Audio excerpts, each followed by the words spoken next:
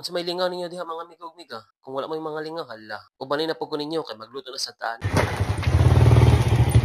Shoutout guys sa nag-sponsor aning kutsilyo nga ato ang gigamit karon. Grabe jud kanindot oy, hait kayo ba. Daghang kayong salamat sa inyong makanunayong suporta. Ug sa walay puas nga pabalik-balik og tan-aw sa kuang mga videos ug sa mga star senders mo daghang kayong salamat sa inyo. Unta dili og magsawa og sinog stars every time nga mag-upload kog mga videos. Ang atoa din kalingawan og luto karon mga migog miga kay adobong manok. Simple lang kayo ni pangbalera ni nga pagkaluto. Use oil daya nga ako ang gigamit sa paggisa karon kinahanglan mo gud og mantika nga bago. Kay nainit naman ang mantika, sugdan na nato gisa. Ang una tong gisa na ni kay kining sibuyas. Pag ang magmikos gamay, sunod na nato ning ahos. Depende na pala sa imuha kung sa diskarte nimo sa paggisa. Basta nga kuha ni, sa mao na lang og isa, paits na. Ug ang pinakaimportante, lami nga pagkaluto. Kay okay naman ang lamas, ato na ning isunod ig ibutang ang manok. Pag human og butang sa manok, syempre ato din na siya imikos-mikos dira. Kay aron dili masunog ang ato ang mga lamas. Pag human og mikos, ato dayon ning takloban, sabay dugayan nato ani. Karon kinilabay naman ang mga pipila ka minuto, amatik ug pinabtik ato ring abrihan kay para ato na siya matimplahan. Pero bago nato timplahan, ato sa ni siyang imikos-mikos kay para matanggal ning mga nangdikit diri tapos dili po siya mga sunog. Ato na din timplahan, ako day una gibutang ani kay kining paminta nga powder kanang sakto lang na kadaghanon na. Pag human sa paminta, matik dayon bitchin. Unya pinaptik po dira ang tuyo. Tapos kining last but not the least ang suka. Sakto lang ayo lang po kayo daghan. Unya gamay na tubig para napoy sabaw nga tuwang adobo. Kay dili man ganahan ako ang mga sakop ug walay sabaw. Mao lang every time nga mag-adobo ko, ako gid na siyang butangan og gamay lang nga sabaw.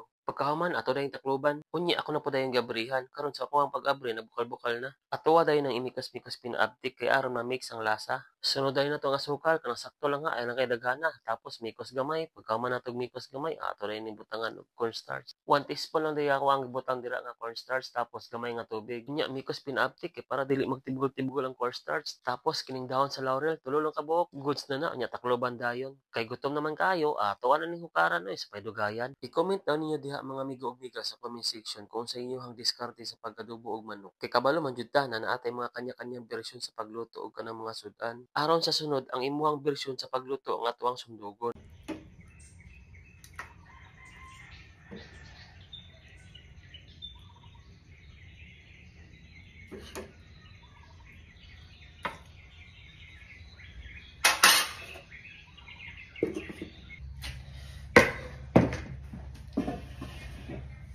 Unya tama na ang istorya ato na sugdan og kaon. Kanang naaday sa akong likod ako aday nang asawa, ako na siyang giagdaw og kaon pero kay busog pa man daw siya mao tong ako na lang sa nagunaw kaon.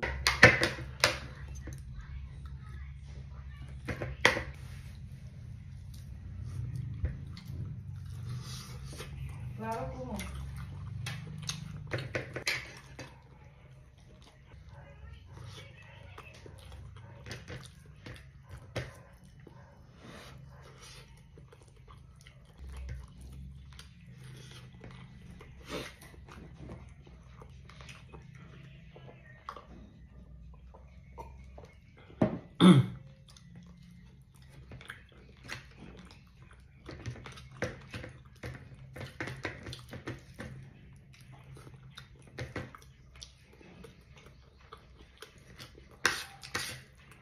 Unya mga amiga ug migo, daghang kay salamat sa sunod na pod.